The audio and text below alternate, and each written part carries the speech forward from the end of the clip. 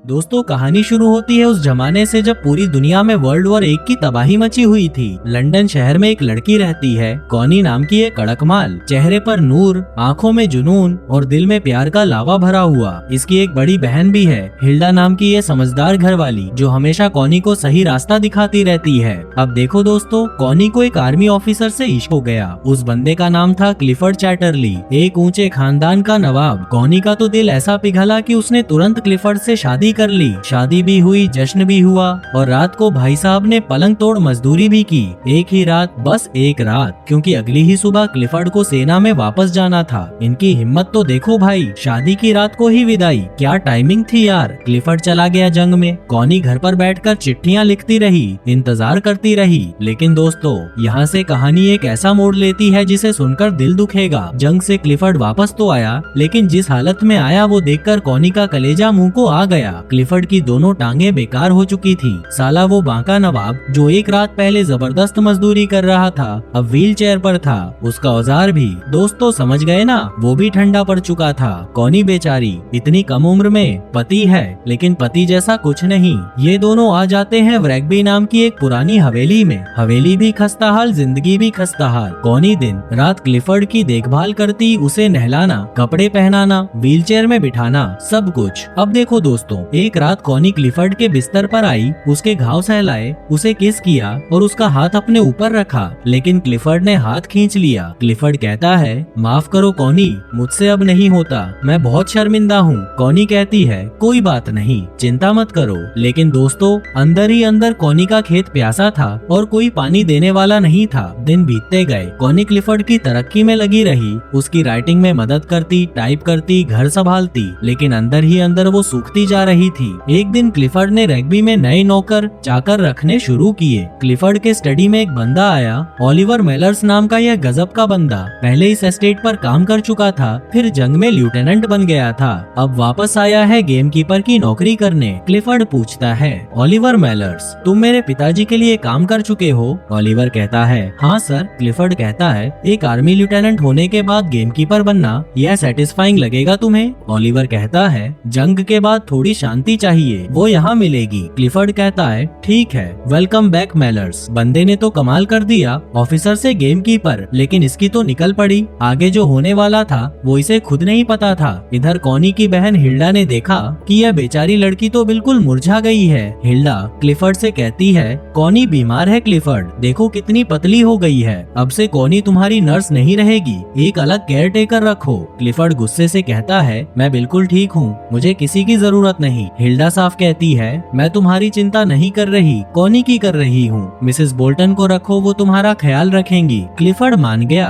और अब कॉनी आजाद थी, बाहर जाने के लिए, घूमने के लिए, जिंदगी को फिर से महसूस करने के लिए। कुछ दिनों बाद क्लिफर्ड और कॉनी जंगल में घूमने गए। रास्ते में क्लिफर्ड की व्हीलचेयर कीचड़ में फंस गई। क्लिफर्ड ने आवाज लगाई, मेलर्स। ओलिवर आया। कॉनी ने उसे ध्यान से देखा। कॉनी ने पूछा, क्या बहुत भारी है? ओलिवर ने कहा, नहीं कुछ नहीं, सब ठीक है। उसकी नजरें कॉनी से मिली, बस एक पल के लिए, और दोनों झुक गए। इनकी हिम्मत तो देखो भाई, नजर मिली और दिल में आग लग गई। अब देखो दोस्तों, आगे जो होने वाला है वो किसी ने सोचा भी नहीं था। कॉनी एक दिन ओलिवर के कॉटेज के पास से गुजरी और उसने वहाँ जो देखा वो देखकर उसकी आंखें फटकर 464 हो गई। ओलिवर अपनी कमर तक नंगा होकर बाहर बेसन में नहा रहा था।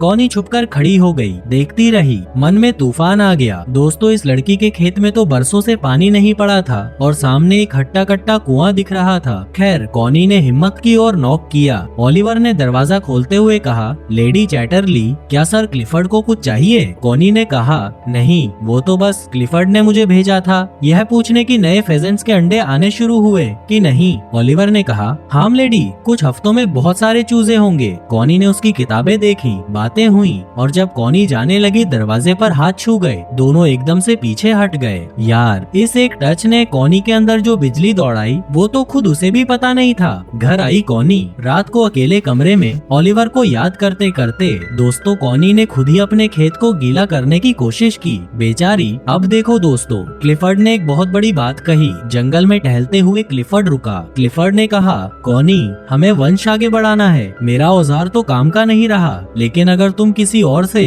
किसी अच्छे घर के आदमी से बच्चा पैदा करो तो मैं उसे अपना मानूंगा। दुनिया को भी यही नहीं पता रहेगा। कॉनी ने हैरान होकर कहा, यह तुम क्या कह रहे हो, हम शादीशुदा हैं। क्लिफर्ड ने कहा, क्यों नहीं, शरीर का ये काम कुछ भी नहीं है, डेंटिस्ट के पास जाने जैसा है, बस इमोशंस कंट्रोल में रखना। कॉनी ने आंखें फाड़कर कहा, डेंटिस्ट के पास जाने जैसा, डेंटिस्ट से कंपेयर किया। वाह क्लिफर्ड वाह, भाई साहब ने तो कमाल कर दिया। क्लिफर्ड ने आगे कहा, बस एक शर्त, वो आदमी ऊंचे घर का हो, चैटरली का नाम साफ रहे, मुझे तुम पर पूरा भरोसा है। कॉनी को झटका लगा, लेकिन अंदर ही अंदर तो उसके लड्डू फूट रहे थे। दोस्तों अब खेल शुरू होता है। एक शाम कॉनी उस जंगल वाली हुट के पास गई जहाँ ओलिवर फेजेंट के चूजों की देखभाल करता था। कॉनी वहाँ बैठ गई। ओलिवर ने आग जलाई, दोनों आसपास थे। फिर कॉनी रोने लगी। कॉनी ने उसके सीने में मुंह छुपा लिया और फिर दोस्तों वो हुआ जिसका सबको डर था। ओलिवर कॉनी को हुट के अंदर ले गया, फर्श पर कंबल बिछाया। ओलिवर ने धीरे से कॉनी का हाथ थामा,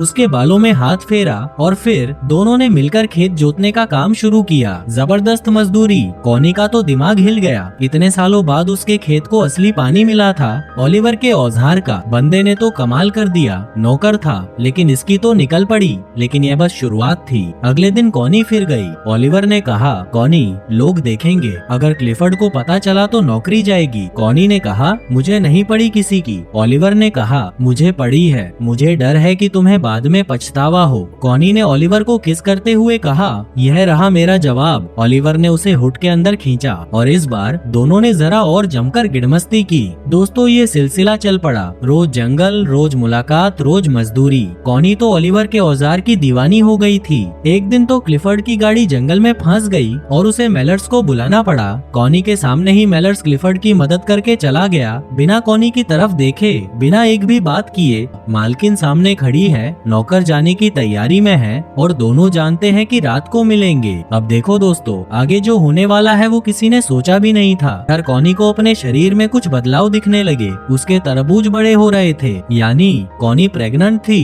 कॉनी ने क्लिफर्ड को कहा, क्लिफर्ड मैं हिल्डा के साथ वेनिस जाना चाहती हूँ कुछ हफ्तों के लिए। क्लिफर्ड ने सोचा शायद वहाँ किसी अमीर आदमी से मिलकर वंश बढ़ाएगी। उसने खुशी से हाँ कर दी, लेकिन बेचारे क्लिफर्ड को कहाँ पता था यह मटका तो उसी के नौकर ने भरा है। रात को कॉनी ओलिवर के पास गई। कॉनी ने कहा, ओलिवर मैं प्रेग्नेंट हूँ। क्लिफर्ड को मैंने बता दिया, वो समझेगा कि यह बच्चा किसी अमीर आदमी का है, लंदन में कोई नहीं जानेगा असलियत। ओलिवर ने गुस्से से कहा, यानी मेरे बच्चे को तुम किसी और का बताओगी? मेरे औजार का इस्तेमाल किया और अब मुझे छुपाओगी? कॉनी ने कहा, नहीं ओलिवर ऐसा नहीं है। ओलिवर ने कहा, बिल्कुल ऐसा ही है, तुम मुझसे प्यार नहीं करती, तुमने मेरा फायदा उठाया। कॉनी को गुस्सा आया, वो वहाँ से निकल गई, लेकिन जाते जाते अपनी डायरी ओलिवर के पास भूल गई। दोस्तों अब यहाँ से कहानी एक अजीब मोड़ लेती है। कॉनी लंदन चली गई, वहाँ हिल्डा के पास बैठकर उसने सब बता दिया। कॉनी ने कहा, हिल्डा मुझे ओलिवर से सच में प्यार हो गया है, मैं उसके बिना नहीं रह सकती।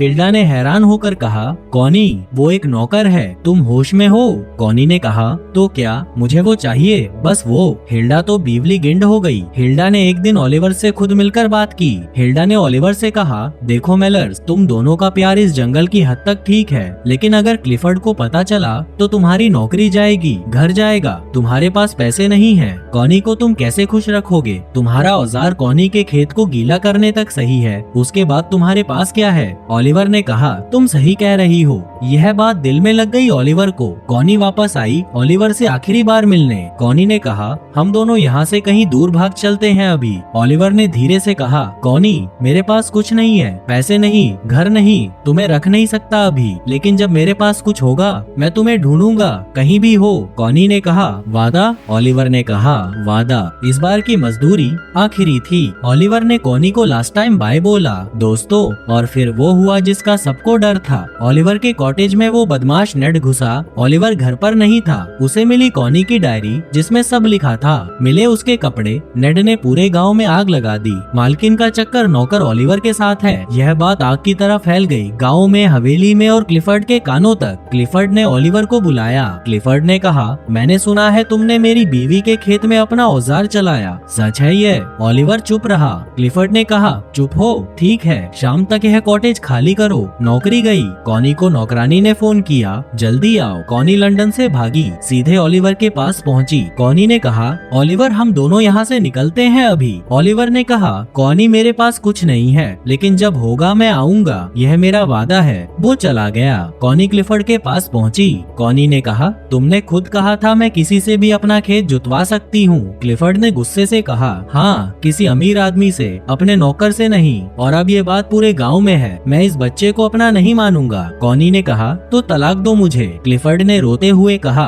Connie please. कॉनी ने कहा, बहुत देर हो गई क्लिफर्ड। क्लिफर्ड रोने लगा, लेकिन कॉनी को अब कोई फर्क नहीं पड़ता था। वो क्लिफर्ड को छोड़कर चली गई। लंदन में भी सबको पता था, कॉनी को शक भरी निगाहों से देखते थे। वो अकेली थी, ओलिवर के औजार की याद में डूबी हुई। दोस्तों देखो, यहाँ से कहानी का सबसे खूबसूरत हिस्सा आता है। एक दिन हिल्डा ने कॉनी को एक लेटर दिया, ओलिवर का लेटर। ओलिवर ने लेटर में लिखा था, कॉनी, मुझे स्कॉटलैंड में एक फार्म पर काम मिल गया है। थोड़े पैसे जमा हो रहे हैं। एक छोटी सी कॉटेज है। मैंने कहा था जब मेरे पास कुछ होगा तो मैं तुम्हें ढूंढूंगा। वो वक्त आ गया है, क्या तुम आओगी? कॉनी ने लेटर पढ़ा, उठी, स्कॉटलैंड की तरफ निकल पड़ी। स्कॉटलैंड की वादियाँ, पहाड़, ठंडी हवाएं सब पार करती हुई कॉनी उस कॉटेज तक पहुंची। Oliver, Oliver. और तभी ओलिवर कॉटेज के पीछे से निकला। दोनों की नजरें मिली। कॉनी ने ओलिवर का हाथ लिया, उसे अपने पेट पर रखा जहां उनके बच्चे की जान थी। ओलिवर ने मुस्कुराते हुए कहा, तुम आ गई।